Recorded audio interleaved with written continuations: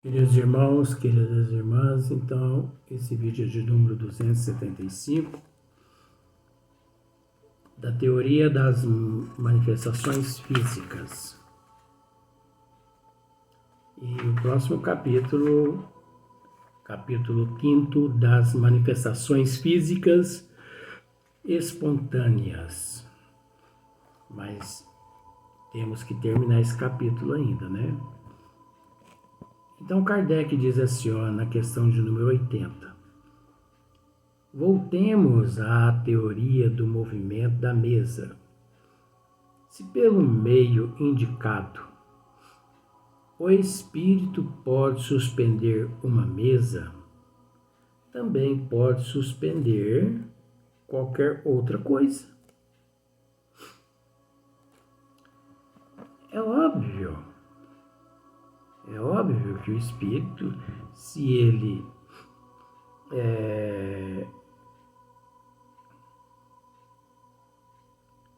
pode suspender uma mesa, uma cadeira, uma poltrona, ele pode suspender outra coisa.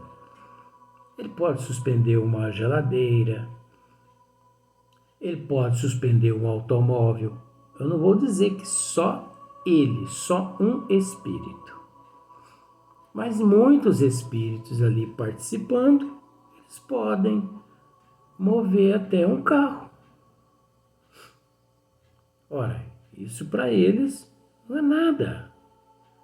Isso é um processo natural, né? Então, olha só para você ver. Uma poltrona, por exemplo. Se pode levantar uma poltrona, também pode, tendo força suficiente, tá certo isso aqui, esse termo que Kardec colocou. Tendo força suficiente, o que seria isso? Deixa eu grifar aqui para depois não me perder. Tendo força suficiente, ele pode levantar uma poltrona com uma pessoa, com duas pessoas. Só que esta força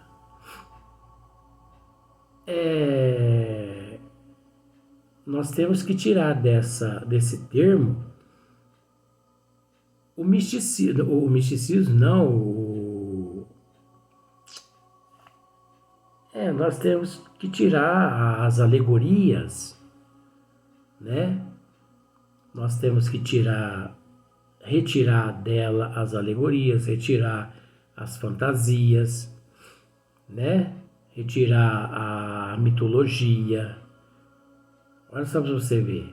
Aí se nós retiramos esta mitologia, essa alegoria, esse processo todo, aí pode ser considerado força suficiente.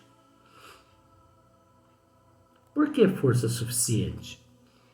Porque essa força suficiente está no fato do espírito ali presente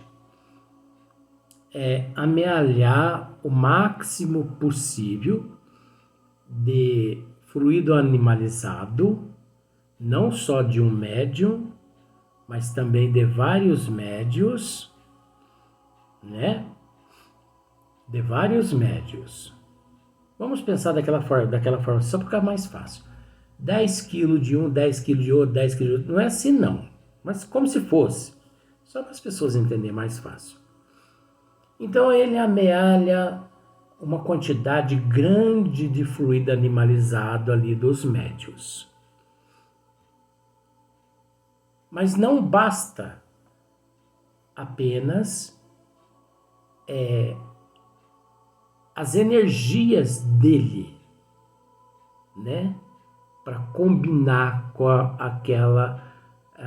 aquela cota de energia fluido animalizado que ele angariou ali daqueles médios. Então, ele convida outros espíritos para fornecer-lhe também energias correspondente às quais a que ele possui, para que, mediante aquela manifestação, venham a lograr êxitos. Então, o móvel mais pesado, né? Eles agem dessa forma. Então, por exemplo, em França, na época, várias camas iam praticamente quase que até o teto e voltavam ao chão. Ali com o casal deitado. Guarda-roupa virava de perna pro ar. Mas isso é natural. Isso é um processo natural. A natureza, os fluidos que nós desconhecemos, né? Quantas energias nós desconhecemos que são capazes de fazer, de realizar coisas miraculosas que nos deixam assim espantados. Olha para você ver, por exemplo, existe nestas indústrias muito grandes, né? Aqueles macacos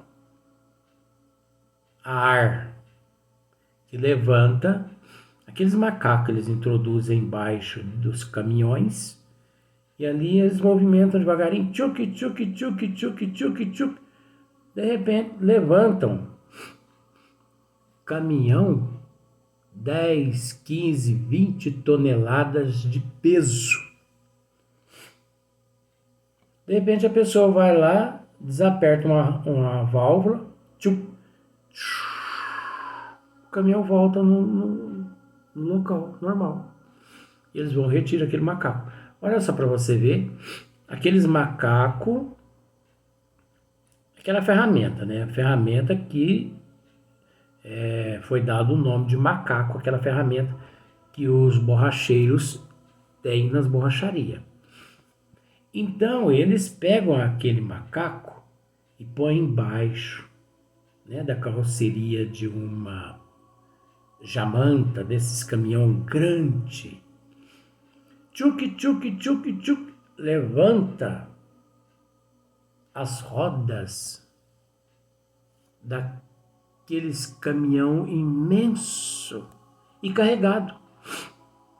Aí o borracheiro vai lá, retira todas os parafusos, retira o pneu, conserta e depois coloca o pneu no local. Tchuc. Só que o que as pessoas não sabem é que dentro de um compartimento lá daquele macaco, o que levanta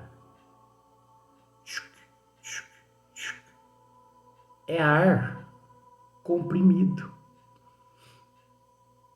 Ali existe uma repartição, um compartimento com óleo e 90% do restante é ar comprimido. Aí o ar comprimido chega ali naquela peça e vai levantando, vai levantando, vai levantando, vai levantando. Não precisa ir longe. A gente vai falando uma coisa, vai aparecendo outra na mente da gente. O pneu dos automóveis. O que mantém os pneus cheios? Ar comprimido. Agora, quem imaginaria que o ar comprimido pudesse manter um pneu cheio, pudesse levantar toneladas? Isso apenas só para, né, para esses incrédulos dar uma analisada.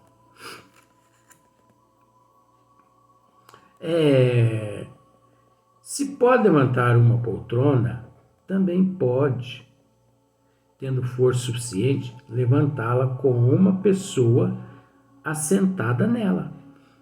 Aí está a explicação do fenômeno que o Sr. Homer produziu inúmeras vezes consigo mesmo e com outras pessoas. Repetiu-o durante uma viagem a Londres e, para provar que os espectadores não eram joguetes de uma ilusão de ótica, porque naquela época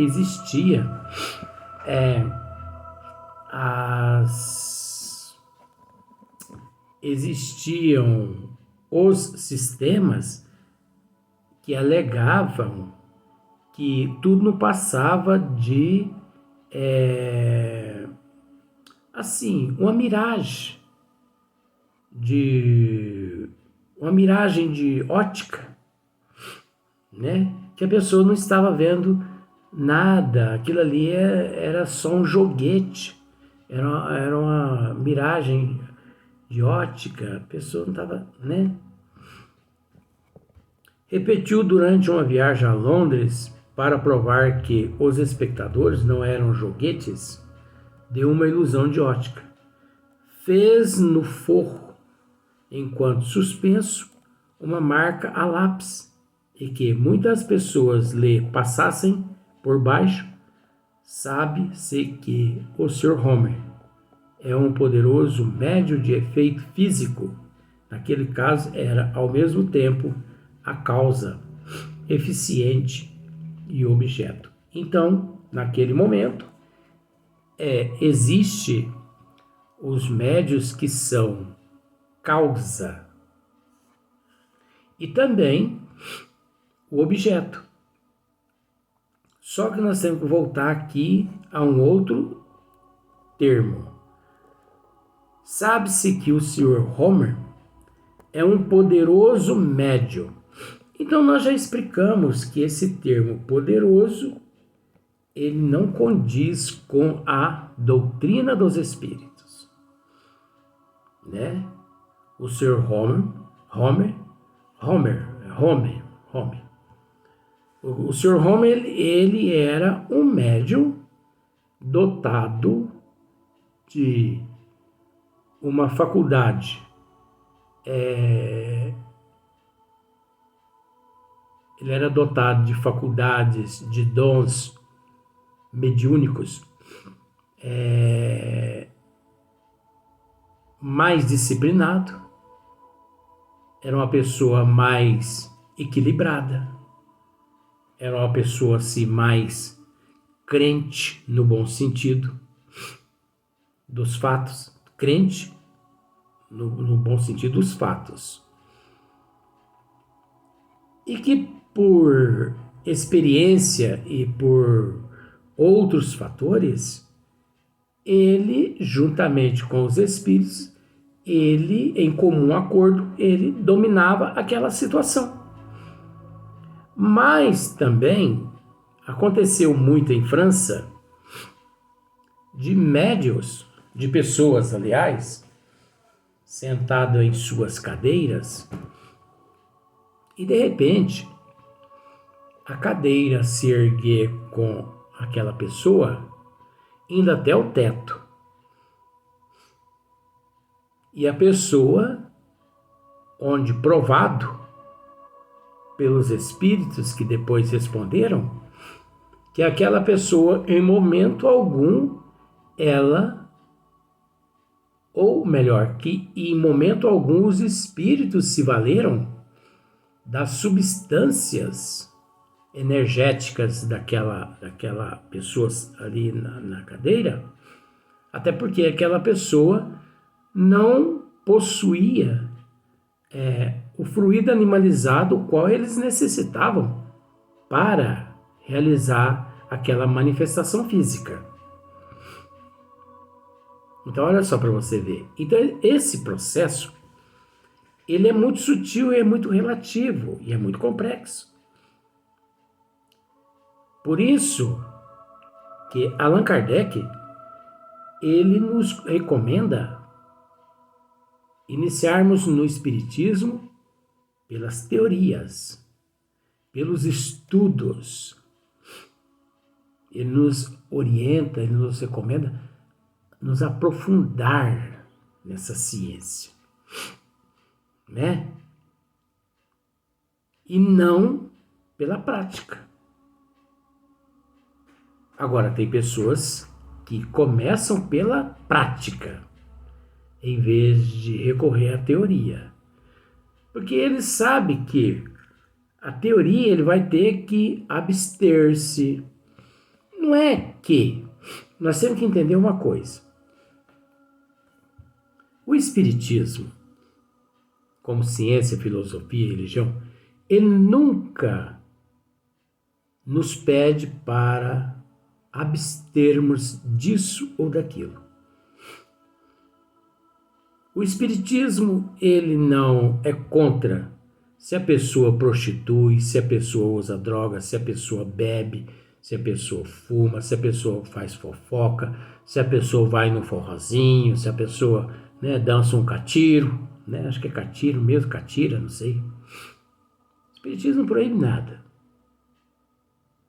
O Espiritismo não proíbe se você rouba, se você mata, se você suicida. O Espiritismo não te proíbe nada.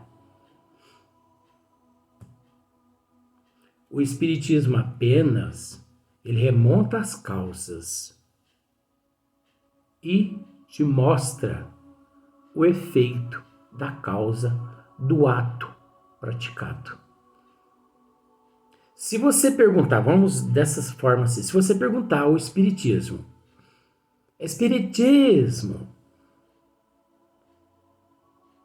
eu quero me suicidar, eu posso? Vamos pensar que o Espiritismo te responde.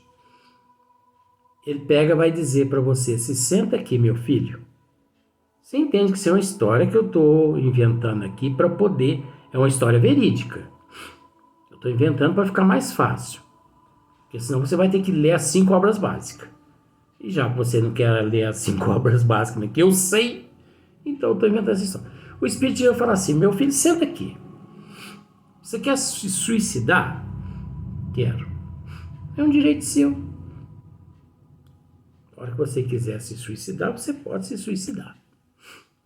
Só que antes de você se suicidar, meu bem, deixa eu te explicar uma coisa. Você conhece a lei de causa e efeito? Aliás, de ação e reação? Não. Então eu vou te explicar uma coisa. Você sabia que a pessoa que se suicida, ele demora aproximadamente uns 1000 anos para poder se recuperar? E ele relata, sabe? O Espiritismo relata, explica para aquela pessoa esses 1000 anos o que ele vai passar. Depois que ele relata, ele fala assim para a pessoa assim, você ainda deseja se matar? Aí a pessoa fala assim, eu? Só se eu for um besta. Então o Espiritismo não proíbe nada. Entendeu? O Espiritismo não proíbe nada. Agora, o verdadeiro espírita, vamos pensar assim, a pessoa adentrou o espiritismo, mas ele bebe, ele fuma, ele prostitui, mas conforme ele vai estudando o espiritismo, ele percebe a necessidade, se ele realmente abraçou aquela ciência com seriedade, com responsabilidade, ele percebe a importância da transformação moral, da transformação intelectual, cultural. Hora que ele vai colocar um copo de cerveja na boca, ele pensa. Porque tudo está registrado na consciência. Onde encontra-se as leis de Deus? Kardec pergunta. Os bons espíritos respondem, na consciência. Então, a hora que ele vai colocar um cigarrinho na boca, ele pensa, mas eu estou no estudo que diz que o cigarro é suicídio. Ele já dá só as 2 tragadinhas, já apaga o cigarro, joga o bira desse tamanho fora. E vai outro lá e cata, dá graçado, eu vou bira grande, hein? Se alguém lhe convida para uma churrascada e pensa assim, mas churrasco é suicídio, gente. Mas ele vai para não fazer feio, como uns 2 churrasquinhos só. A vontade de comer mais é grande, mas ele pensa, né? Os estudos, gente, como é que eu faço? Estou estudando que é errado. Então, se você estuda, sabe que é errado, e a doutrina ainda diz assim, muito mais é cobrado aquele que muito mais conhecimento tem, mas a doutrina também, ela judia da gente, né? Ela judia da gente. Acabou que não tem escapatória, não. Aí, você quer dar uma tragadinha no cachimbinho da paz. Não é que o Espiritismo proíbe. O Espiritismo, ele nos ensina o efeito da causa. A causa é o cachimbinho da paz, é o churrasco, é a cervejinha, é a cachaçinha, é a porta larga, é essas perdições todas, é as fantasias, é a ilusão, é o desejo, é a cobiça. Isso é a causa. E o efeito depois? Tudo nos é lícito, mas nem tudo nos é permitido. Tá aí a resposta. É a lei de... Essa parábola é a lei de causa e efeito. Tudo nos é lícito, mas nem tudo nos é permitido. É a parábola. Isso é a lei de causa e efeito. E as pessoas não param para raciocinar. Bom, lá na igreja eles falam que tudo nos é lícito, mas nem tudo nos é permitido. Então eu vou perguntar para o padre o que é permitido. Vou perguntar para o padre o que não é permitido. Ah, gente, larga de ser tonto. Com todo respeito. Então nós temos que raciocinar, entendeu? Depende só de nós, não depende de mais ninguém, não é? Então, nós vamos passar para o outro vídeo para darmos sequência na questão 81, que parece que hoje nós vamos terminar o capítulo 4. Vamos fazer o possível.